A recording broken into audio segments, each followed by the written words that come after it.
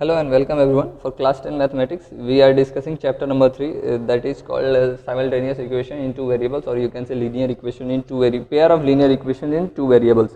In our previous video, we discussed about how to solve the equations by using graphical method. If you remember, this was the graph that we made in the last video. Okay. So on the basis of this graphical representation, how many types of solutions are there, we are going to discuss in today's video. So the topic is types of solutions for simultaneous equations on the basis of graph. आप एक graph में दो lines बनाएंगे तो क्या ही बन सकते हैं, या तो वो दोनों इंटरसेक्ट करेंगे या तो नहीं इंटरसेक्ट करेंगे, दो ही चीज़ें होती हैं।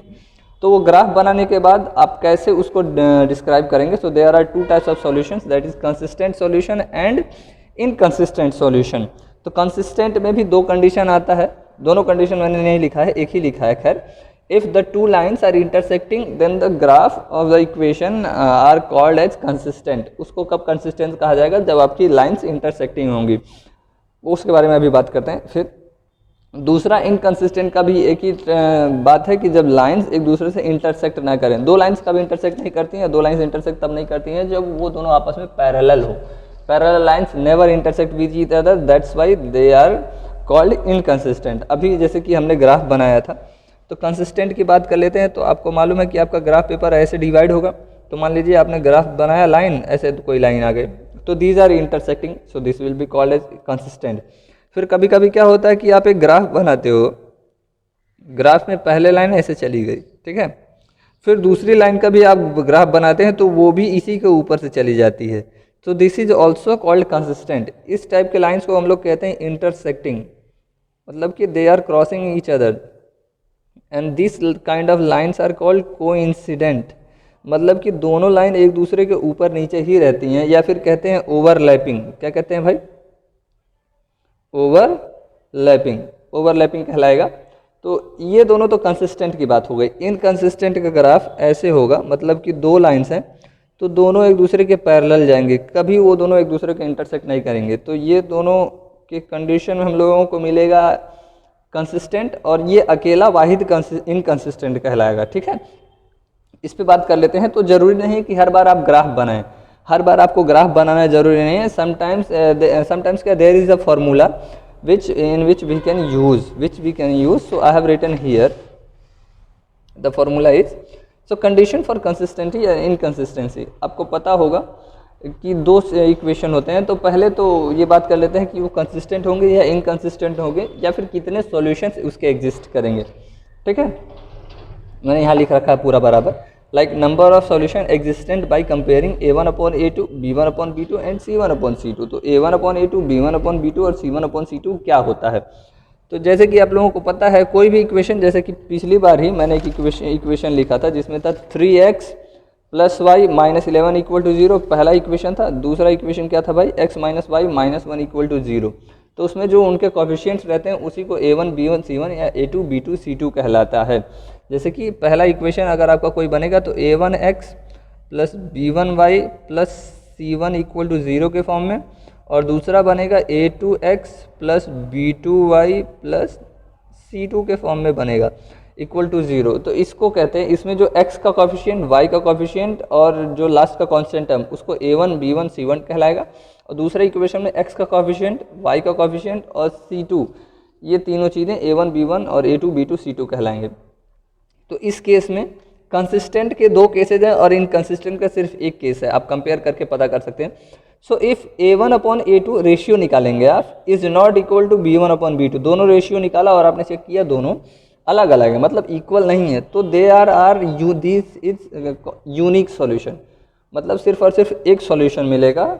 और इन शॉर्ट वर्ड आपको कहें कि अगर आप उसका ग्राफ बनाएंगे तो graph is intersecting at one and only one point, सिर्फ और सिर्फ एक ही पॉइंट पे इंटरसेक्ट करेगा, that is called this condition.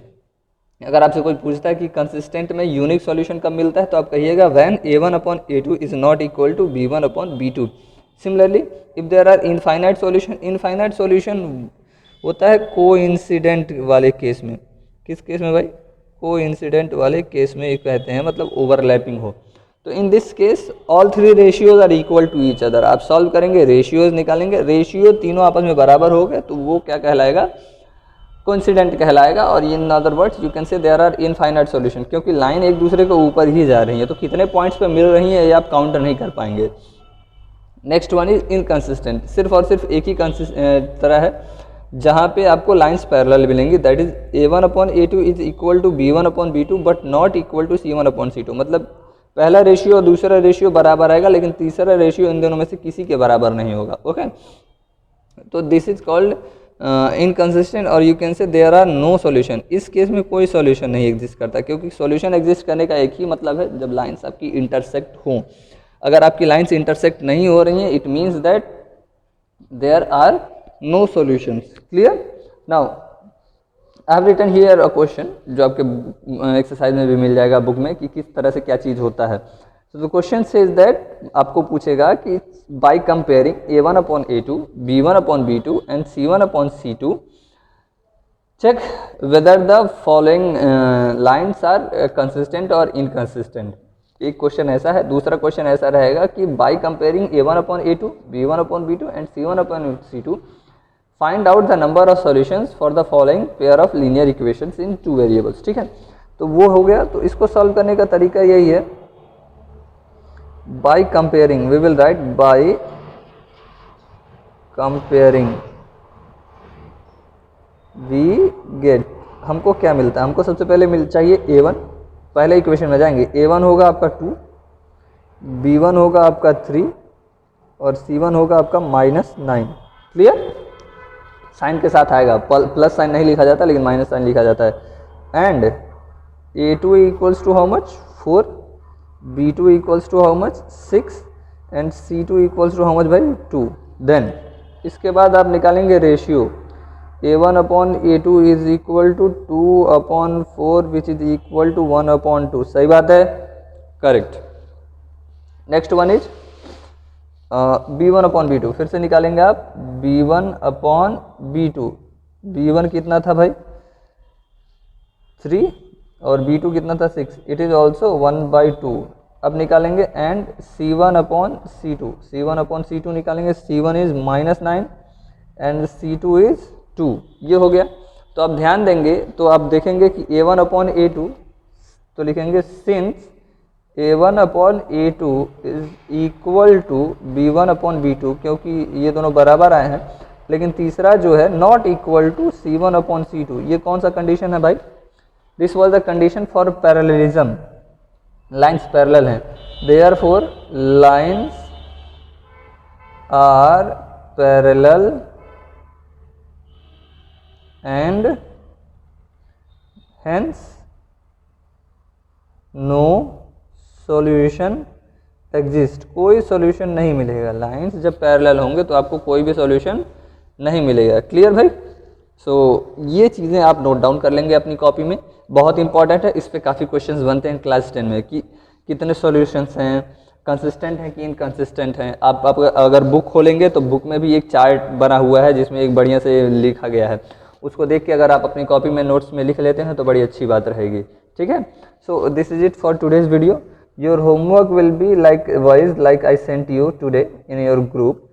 Homework will be exercise 3.1 and I sent you 3.2 question number 1 only, but 3.2 totally will be your homework. These two exercises 3.1 and 3.2 will be your homework, because whatever there are in exercise 3.1 and 3.2 has been already taught. So thank you, have a good day.